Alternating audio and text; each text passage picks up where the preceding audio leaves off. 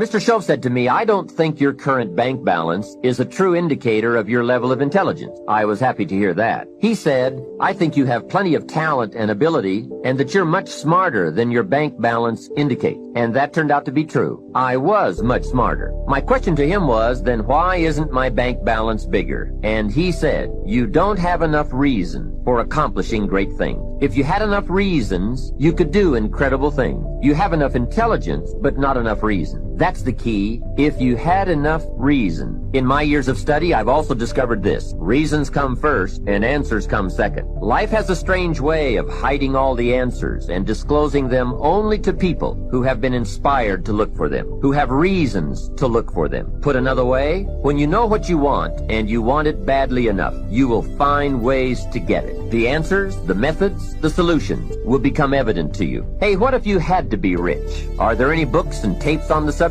The answer is yes. There are plenty of good ones. But if you don't have to be rich, you probably won't read the books or listen to the tape. What drives us to find the answers is necessity. So work on your reasons first, answers second. Now, what are some of the reasons for doing well? It varies from person to person. I'm sure that if you did a little soul searching, you could come up with a fairly strong list of reasons why you want to accomplish great things. There are personal reasons, sometimes uniquely personal reasons. Some people do well for the recognition. Some do well because of the way it makes them feel. They love the feeling of being a winner. That's one of the best reasons. My mom this morning knew I wasn't feeling good. She goes, "Honey, you need to cancel that talk." I'm like, "Mom, I can't cancel on these people." It's like, "You work so hard. Why does it matter?" I go, "Mom, I'm helping them." She goes, "Oh, then you need to go." Because they're about service. Okay, so in your life, I'll go a little bit more here, you guys. In your life, if you combine understanding your mess can be repurposed, understanding I'm just like you, understanding the RAS, understanding changing your identity, understand bending time, you have a shot. Combined with this industry, combined with the information you're getting. But if you don't change your identity, do you know how many people I've had as friends that got wealthy that aren't anymore? More than I have that are still wealthy. Do you know how many friends I have who lost a lot of weight and got in shape and aren't in shape anymore? Do you know how many friends I have that had a great relationship and marriage that aren't in that relationship or marriage? Does this sound familiar, Ted? You want to know why? Their internal thermostat and all that crap back. I ain't going back. I know where I am. I got to change that thermostat. By the way, you change the thermostat through your association. Change the thermostat. By the way, associations, reading books, following people on social media, listen to their podcasts, their audios, all that stuff. Subscribe to my podcast. It's on iTunes. Listen to my YouTube. It's all free. I make no money. This is work. My podcast cost me about $1 million. I do it to help people. I'm here today to help you. I was paid to be here today, but it's one of the only things I do to get paid anymore, to help you. I'm here to help you. I'm here to change your life. I spent the first 45 years of my life building my legacy and my dream, and I want to spend the second half helping other people build theirs. I feel like it's my calling and my mission in my life is to help people. It's sort of my form of ministry. I trickle God in there just a little bit, but not enough to be offensive. I give people the tools, skills, and inspiration to do it. I want to change the world. I want 1 billion people to change their lives and be a force for good. And let me explain to you why. I think the world is more screwed up and divided than it's ever been in the history of mankind. You're either a Democrat or a liberal or a Republican or a this or a that or black against white. If you in our country right now, evidently, if you're a white male, your enemy are brown people who are coming across our border, right? If that's not your enemy, then if you're a Christian, your enemy is a Muslim. If that's not your enemy, then if you're black, your enemy is white privileged males, right? By the way, really your enemy, if they're a Christian, white privileged, successful, married male, then they're really bad guys, right? And what we do is we enemy each other constantly in this world. We're more divided than we've ever been. People are broke. They're struggling. They want to blame somebody. The bottom line is people don't like their lives. They're not happy with their lives. They're looking for someone to blame. Politicians, Trump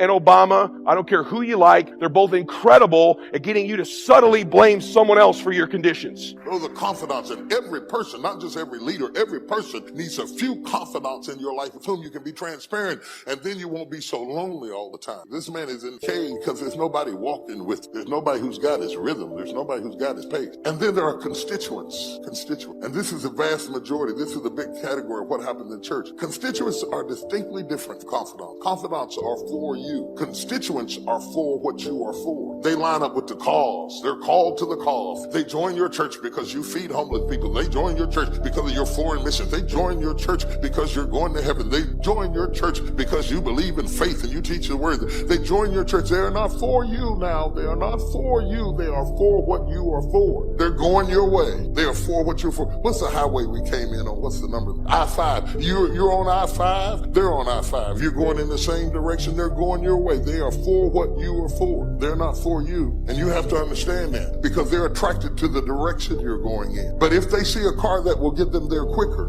they will leave you because they were never for you. They were for where you were going. And if somebody else can get them there quicker than you, they will hop out of your car and dive into their car and go down the road because they were never attracted to you. They were attracted to your direction. And these are constituents. They are for what you are for. And there's nothing wrong with that. It's nothing wrong with that until you mistake a constituent for a confidant. And you have a personal relationship with a public person and you think they are there for you, and they were never there for you. They were there for what you were for. And then there are comrades. The third category is comrades. Now, comrades are not for you, and they are not for what you are for. They are just against what you are against. They're comrades. They are attracted to you because you have a common enemy, and they will be with you as long as the fight exists. But when the fight is over, they are gone. It's like the past election. I'm going to be very careful because we get in politics, we'll all be fighting. In the past election, when McCain and Hillary Clinton got together to attack Obama, McCain and Clinton wouldn't get together about nothing except they were both against Obama. Sometimes people only join you because you have a common enemy. They're comrades. They're with you in the struggle. And in the trenches, they're wearing your uniform. But when the fighting stops, you will be attacked in your own foxhole. If you bring a comrade too close to you, when your comrade gets through shooting at who you're shooting at, they will shoot you.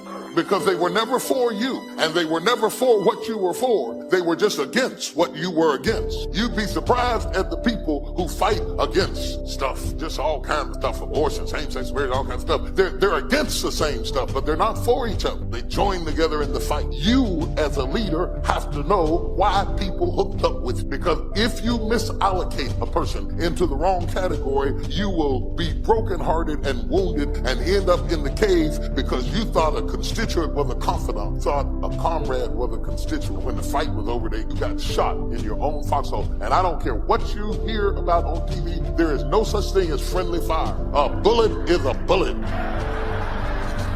Where in the all-fire Bellimity did we get friendly fire from? Get closer. Friendly fire. There is no friendly fire. You shot me. What is a friendly bullet? A bullet go in your hind end saying, I like you, you know?